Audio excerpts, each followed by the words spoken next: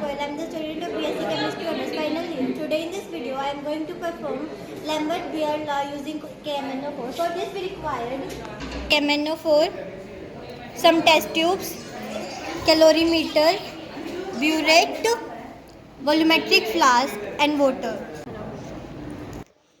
तो सबसे पहले हम हमारा 0.001 मोलर सॉल्यूशन बनाएंगे KMnO4 का। तो सबसे पहले हमने कुछ अमाउंट KMnO4 लिया है एक वॉल्यूमेट्रिक फ्लास्क में, और हम उसमें वाटर मिला के एक 0.001 m KMnO4 सॉल्यूशन प्रिपेयर कर लेंगे। We will mix it properly.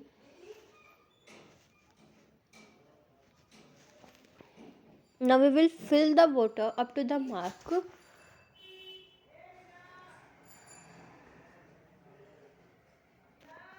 तो ये हमारा 0.001 m KMnO4 सॉल्यूशन प्रिपेयर हो गया। अब हमने दोनों ब्यूरेट ले लिया, जिसमें कि हमने एक ब्यूरेट तो KMnO4 से भरी है और दूसरी ब्यूरेट हमने वाटर से भरी है। अब ब्यूरेट की मदद से हमने टेस्ट ट्यूब ली थी उनमें डिफरेंट कंसंट्रेशंस के सॉल्यूशन बनाएंगे। तो सबसे पहले हम 0.0001 m का सॉल्यूशन बनाएंगे, जिसके लिए हमने 1 ml KMnO4 लिया है और 9 ml वाटर लिया है। तो सिमिलरली ऐसे ही करके हम हमारी 5 बॉटल्स को प्रिपेयर करेंगे 0.001 m कंसंट्रेशन से लेकर 0.0005 कंसंट्रेशन के सॉल्यूशन तक। और ऐसे करके हमारी ये 5 टेस्ट ट्यूब तैयार है और एक अननोन कंसंट्रेशन का भी हमने सॉल्यूशन बना लिया, जिसमें हमने नहीं पता कि हमने KMnO4 कितना लिया और वाटर कितना लिया।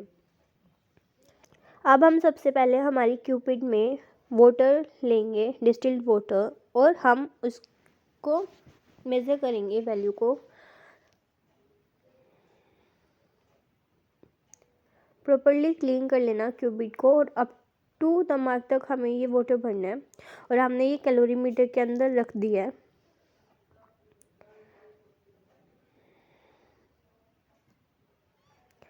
अब हम हमारी इस वैल्यू को 0 तक सेट कर देंगे।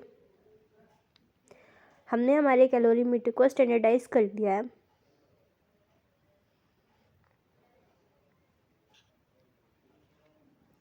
अब हम एक क्यूबिड लेंगे और उसमें प्योर KMnO4 का सॉल्यूशन लेंगे।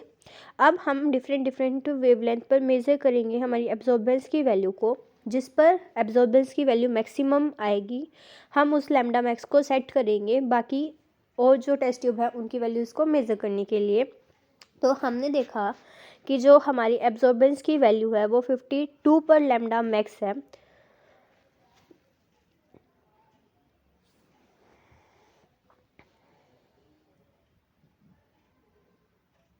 तो यहाँ पर हमने धीरे धीरे करके हर किसी पर हमारी लैम्डा मैक्स की वैल्यू निकाल ली है।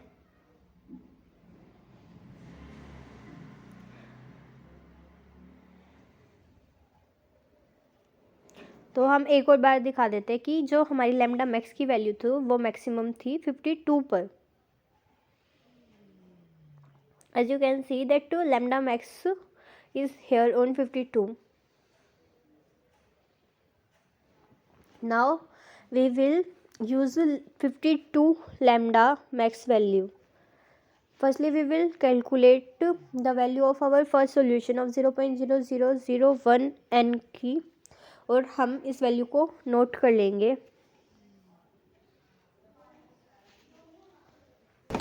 Now we will measure for our second solution and note down the reading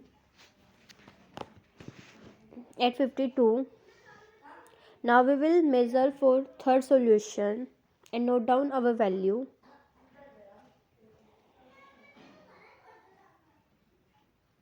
Now we will measure for fourth solution and note down the reading. And now we will measure for our fifth solution and note down the reading. And in last we will measure for our unknown solution. This is the required graph straight line to verify Beer-Lambert law.